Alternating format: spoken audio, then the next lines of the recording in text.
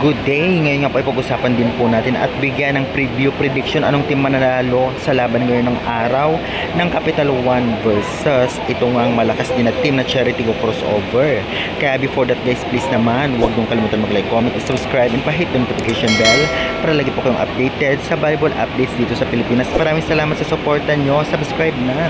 Ang laban nga nila ay magaganap sa Philol Eco Oil Arena ngayong 6:30 PM ngayong November 11, 2025.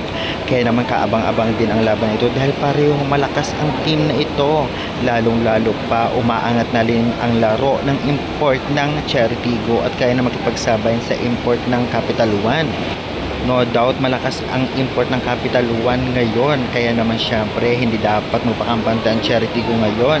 Samantalang sa Charity Go naman malakas ang kanilang local players, kaya naman kahit malakas ang import ng Capital One, kayang tapatan ang team na ito. Especially kailangan din nilang trabahuhin at bantayan si Bella Belen na unstoppable ala import ang Galawan. Grabe din si Doromal at setter nila ay talagang okay din. Kaya naman syempre tiyak na hindi papayag si Ara Galang at syempre ang kabilang team ng Charity Go. Malakas din si Robles bilang opensa. Kaya naman may katuwang ang kanilang import, kaya tiyak na magiging maganda ang bakbakan na ito.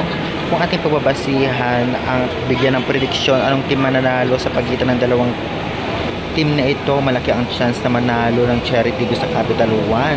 And sana wag magpakampante dahil may ilang team na din na natalo ang Capital One. Dahil nga ito sa pangunguna ni Belen at kanilang import, maganda din ang nilalaro ng middle blocker ngayon ng Capital One. Kaya naman syempre tiyak na magandang bakbakan ito sa pagitan ng dalawang team ng kanilang blockers. Doromal versus Nierba ang magiging bakbakan pagdating nga sa libero o depensa ng magkabilang team, digging man at receiving.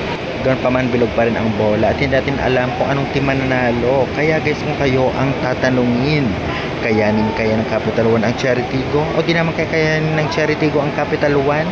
I-comment nyo na yan at huwag kalimutan mag-like and subscribe for more valuable updates. Maraming salamat sa supportan nyo.